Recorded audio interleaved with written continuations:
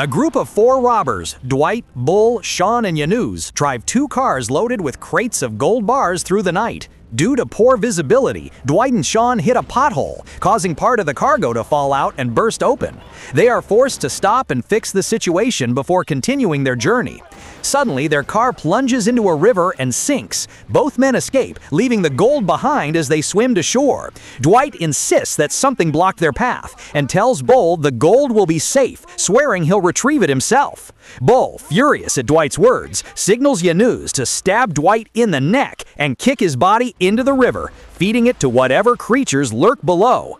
The robbers then agree to hire professional divers to recover the gold without raising the villagers' suspicions. Dwight's body vanishes from the river, as if something terrifying has claimed it.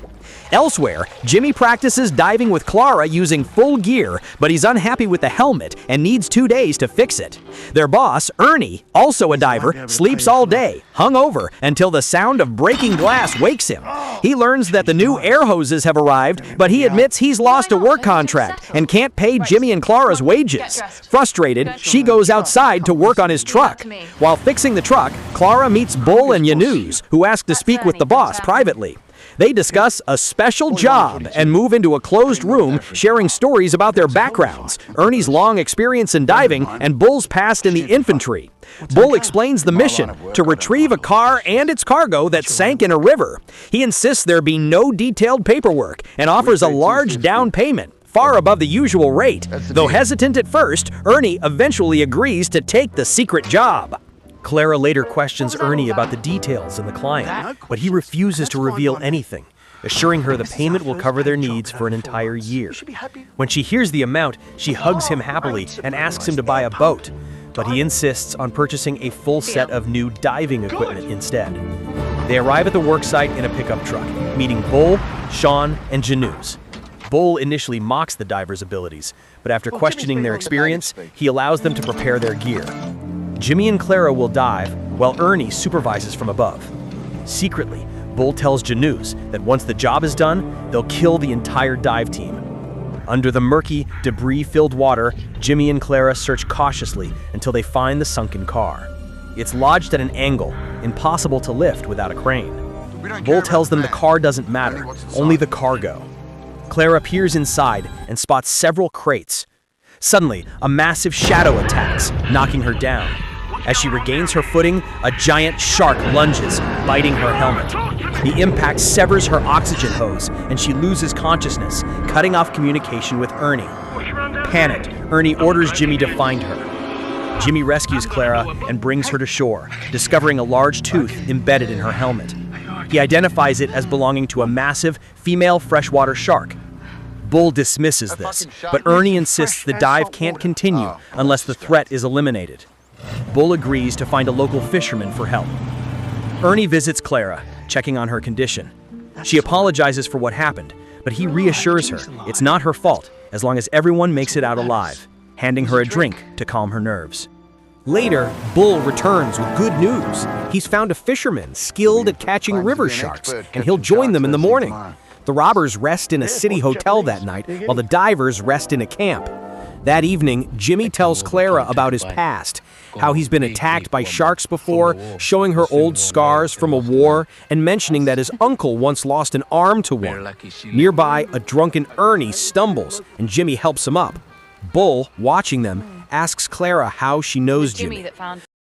The next day, Clara and Jimmy warn Ernie that Bull and his men can't be trusted, urging him to cancel the job and return the money, but Ernie refuses. Morning comes. A police sergeant arrives on patrol, asking about an accident involving Sean. Bull claims it was a single-vehicle crash with no other victims. The sergeant also warns them that a shark was spotted in the river recently.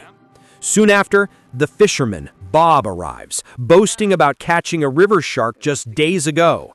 He invites Jimmy and Sean to join him on the hunt. They begin fishing, using fresh blood as bait.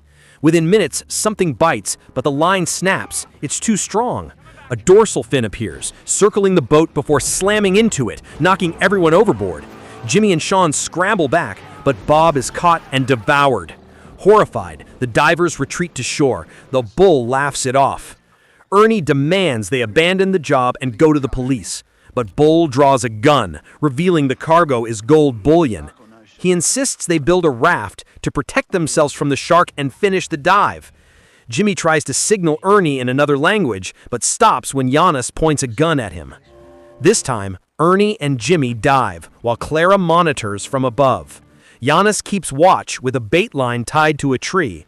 When the line tightens, signaling the shark has taken the bait, he whistles, and the divers begin their descent. They locate the car, open the trunk, and find 24 crates, meaning double dives will be needed. As they prepare to haul up the first batch, the shark breaks free from the bait. Janus signals a warning, but it's too late. The predator attacks. Ernie dodges the strike, retreating toward the van for cover, but the crane jams due to fallen branches. As he and Jimmy clear the obstruction, the shark lunges, biting Ernie's arm. Jimmy stabs it with a harpoon, forcing it to retreat, but both men are pulled from the water in panic. Above, the shark breaches, biting into Ernie's abdomen. He fights back, stabbing its side until it releases him. Jimmy drags him ashore, but Bull and his crew refuse to help. They only care about the gold. Furious, Jimmy confronts them with a knife, leading to a tense standoff. Janus provokes him, and Jimmy throws the knife, grazing Janus's chest. Bull aims his gun at Jimmy, but Clara steps in, striking Bull to stop here, insisting the job can't be done without them. That's a nice shot, Jimmy.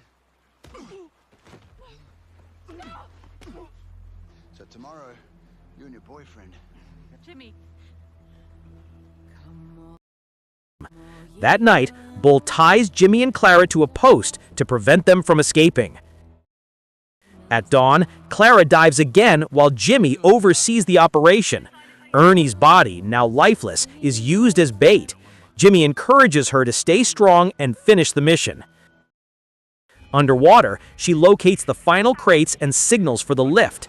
The shark closes in, forcing her to hide in the car. She finds a pistol inside and braces herself.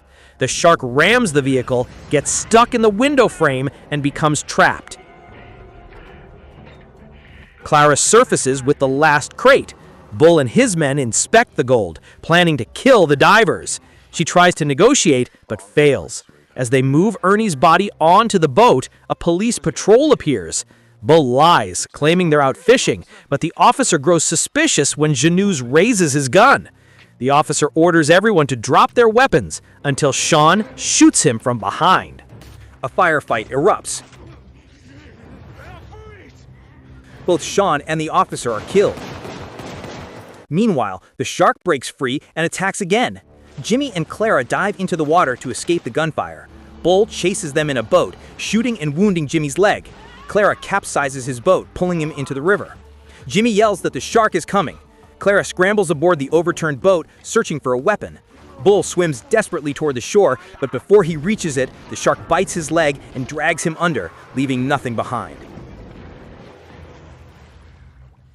Clara rescues Jimmy, tending to his wounds as they sit by the riverside, finally safe from the nightmare. Days later, two officials visit the divers, informing Jimmy that Ernie's diving company, Sea Dogs, is now legally his. The bank also rewards them with £2,500 for recovering the gold bullion. With their newfound fortune, they plan to finally buy that long-dreamed-of boat. Moral of the story is, when a job offer sounds too good to be true, it probably is. It might make you rich, or it might make you shark food. I'm Fox, and thanks for watching.